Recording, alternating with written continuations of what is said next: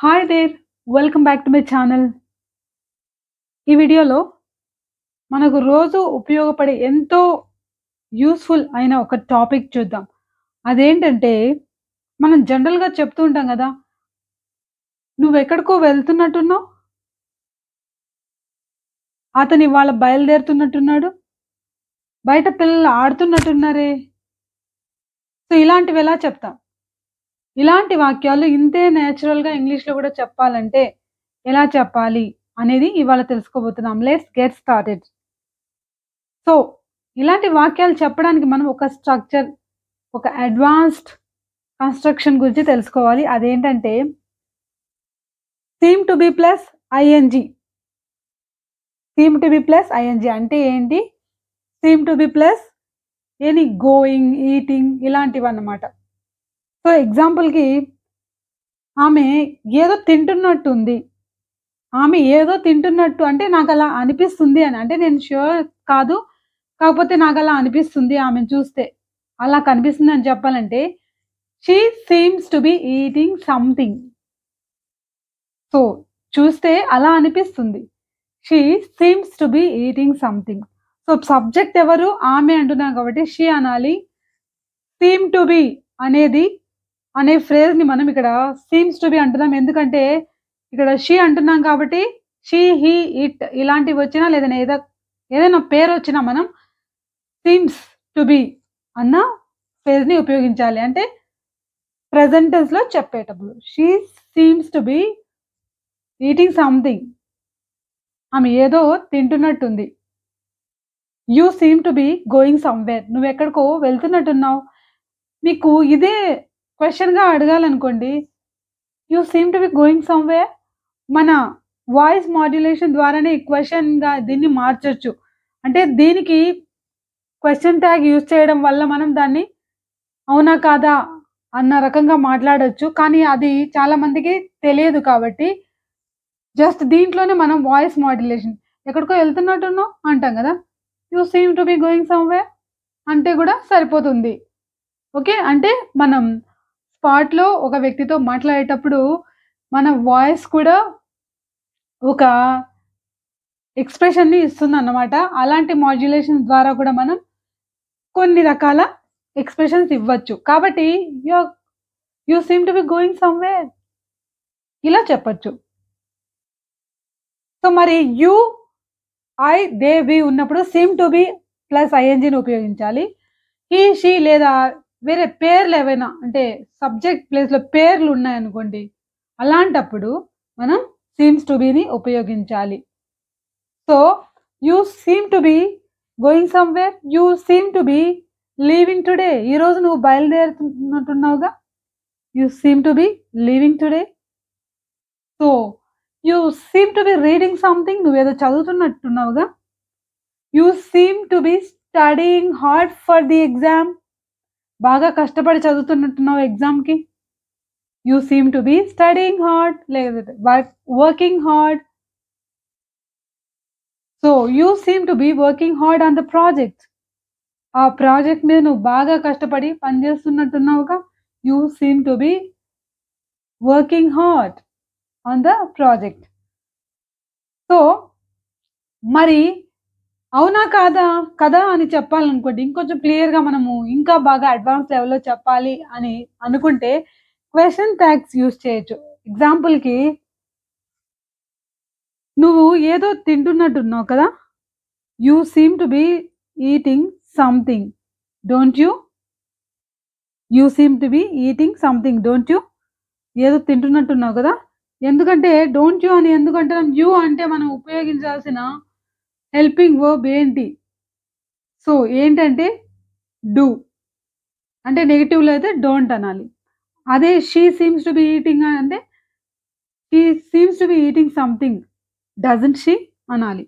So, ఈ sentence పాజిటివ్‌లో ఉంటే ఆమె తింటున్నట్టుంది కదా! అని చెప్పేటప్పుడు అక్కడ డజంట్‌ని ఉపయోగించాలి. అదే ఆమె తింటున్నట్లు కనపడట్లేదు. She doesn't seem to be eating something. లేకపోతే ఈటింగ్ ఎనిథింగ్ అన్నామనుకోండి. అప్పుడు డస్ షీ అనాలి. సో, ఇది కొంచెం ఇది సెపరేట్ టాపిక్ కాబట్టి దీని తర్వాత మాట్లాడుకుందాం. ప్రస్తుతానికి ఇంకొన్ని ఎగ్జాంపుల్స్ చూద్దాం. మీకు క్వెషన్ ట్యాగ్స్ అనేవి కష్టంగా అనిపిస్తే ప్రస్తుతానికి స్కిప్ చేయండి. దాని గురించి మనం క్లియర్‌గా ఒక వీడియో చేసుకున్న తర్వాత దీనిపైన ఫోకస్ చేద్దాం. సో, ఇప్పటికైతే ఇంకా కొన్ని ఎగ్జాంపుల్స్ చూద్దాం. అతను ఎగ్జామ్ కోసం చదువుతున్నట్టున్నాడు. He seems to be studying for his exam. ఆమె పార్టీ ఎంజాయ్ చేస్తున్నట్టుంది బాగా. She seems to be enjoying the party. ఆమె ఫేస్ చూస్తే అలా అనిపిస్తుంది. ఆ ఆనందం చూస్తే బాగా ఎంజాయ్ చేస్తున్నట్టు అనిపిస్తుంది. So, she seems to be enjoying the party. వాళ్ళు ఏదో కొత్త ప్రాజెక్ట్ మీద పనిచేస్తున్నట్టున్నారు. They seem to be working on a new project. They seem to be అనాలి. ఎందుకంటే దే అంటే ప్లూరల్ నంబర్ కాబట్టి అప్పుడు మనం సీమ్ టు బి అనాలి. ఓకే. అతను ఎగ్జామ్ కోసం చదువుతున్నట్టున్నాడు. అంటే he seems to be studying for his exam అనాలి. సో, పిల్లలు బయట ఆడుతున్నట్టున్నారు. అంతా సందడిగా ఉంది. ఒకటే నాయిసీగా ఉంది. సో, పిల్లలు ఆడుతున్నట్టున్నారే. The kids seem to be playing outside. The kids seem to be అనాలి. ఎందుకంటే కిడ్స్ అనేది ప్లూరల్ నంబర్ కాబట్టి బహువచనం ఉన్నప్పుడు మనం సీమ్ టు బి అనాలి. The kids seem to be playing outside. So, ఈ వాతావరణం ఏంది ఇంకా అధ్వానంగా తయారవుతుంది. అంటే ఏంటి వర్షం పడుతుంటే ఇంకా ఎక్కువగా వర్షం పెరిగేలాగే ఉంది గానీ తగ్గేలా లేదు. మరి చలిగా ఉంటే విపరీతంగా చలి పెరిగేటుంది గానీ తగ్గట్లేదు. సో, ఇలాంటి సందర్భాల్లో ఈ వాతావరణం మరీ రోజు రోజుకి అధ్వానంగా మారుతుంది. అంటే మారుతున్నట్టుంది అని చెప్పేటప్పుడు ఎలా చెప్తామంటే, the weather seems to be getting worse day by day. The weather seems to be అంటున్నాం. వెదర్ అంటే సింగులర్ కాబట్టి seems to be getting worse. Worse అంటే ఏంటి? బ్యాడ్‌గా ఉన్న కండిషన్ ఇంకా దిగజారిపోవడం. అప్పుడేమంటాం? వర్స్ అంటాం.